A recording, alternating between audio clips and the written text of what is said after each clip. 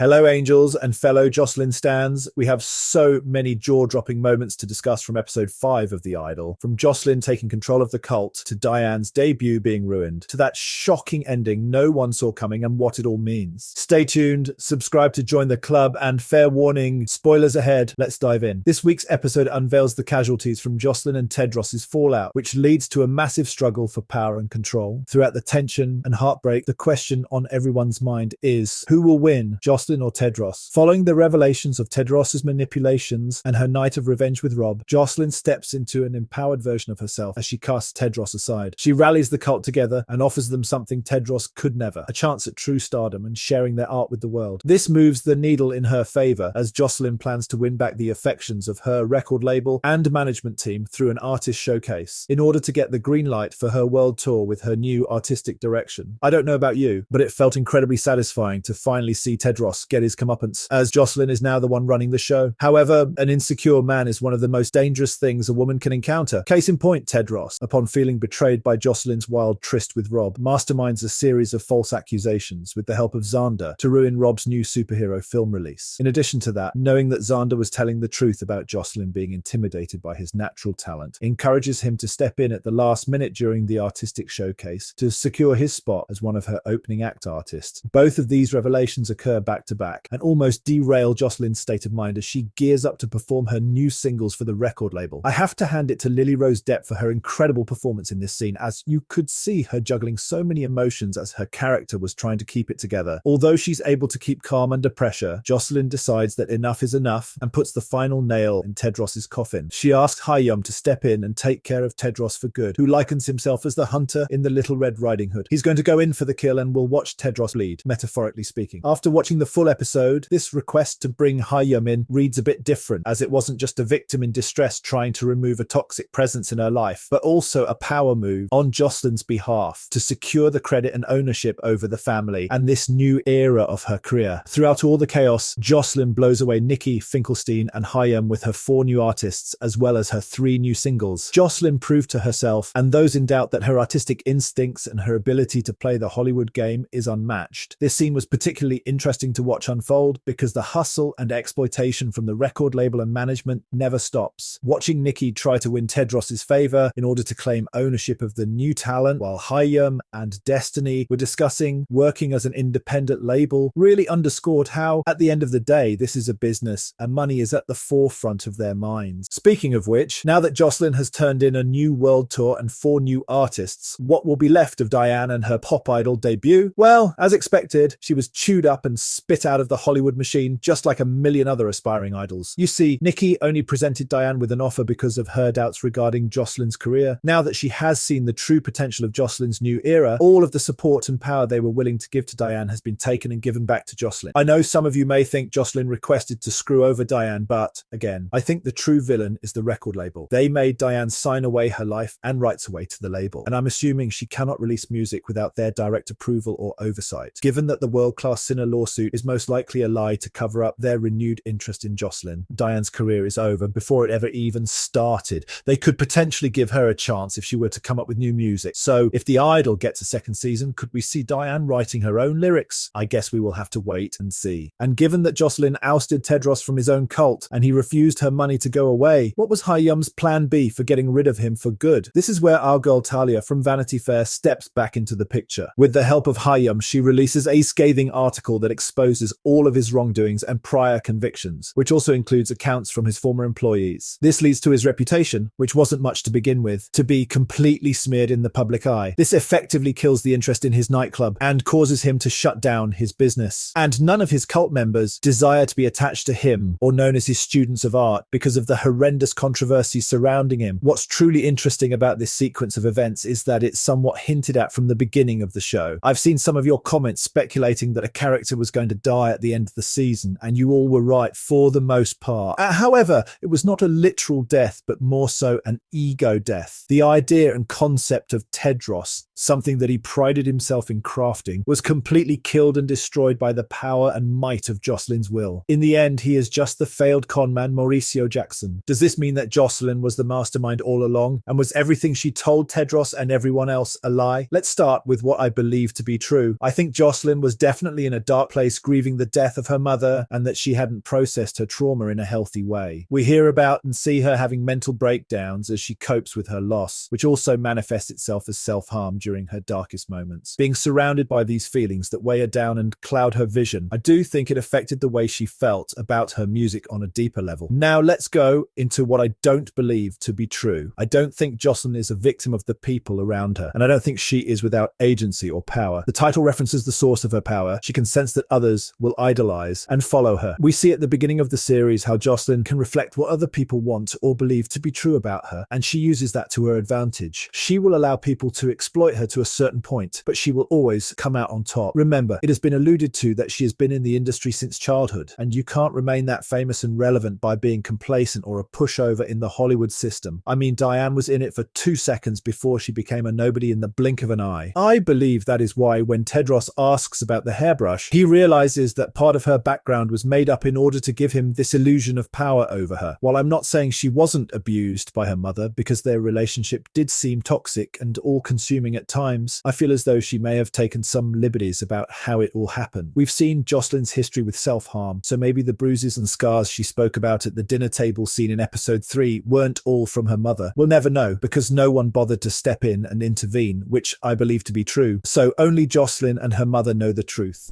In the end, Jocelyn got what she wanted, inspiration for her new era of music and a wildly successful comeback. So much so that she sold out a world tour in 3 weeks. All of her new singles were massive hits on the charts, and the honesty around her life and trauma created a ride-or-die fan base with undying loyalty. And to the confusion and anger from her team, she reveals to them and her fans the man who inspired her and whom she loves, Tedros. It took me a moment to pick my jaw up off the ground, but it started to click when I realized this was another facet of Jocelyn's utter control of her situation and the people around her. She needed to lean into the idea that Tedros was nothing but trouble to the people in her inner circle, so that she could ask them for their help to strip him of his power and everything he had when the moment was right. That way, despite his ego and manipulations, she was always 10 steps ahead of him and the one in control all along. Overall, I was pleasantly surprised by the series. I understand the controversy and scandal behind the show made it difficult for some people to watch, but the final product was fairly tame compared to most shows I've seen. In my opinion, it wasn't more salacious than Euphoria Season 2, and at least the characters were age appropriate to experience what they experienced in this series. I thought the show did a fair job at layering the different perspectives of exploitation in the music industry and raised a lot of provocative questions regarding the creative process and digging into the source of what inspires art that resonates on a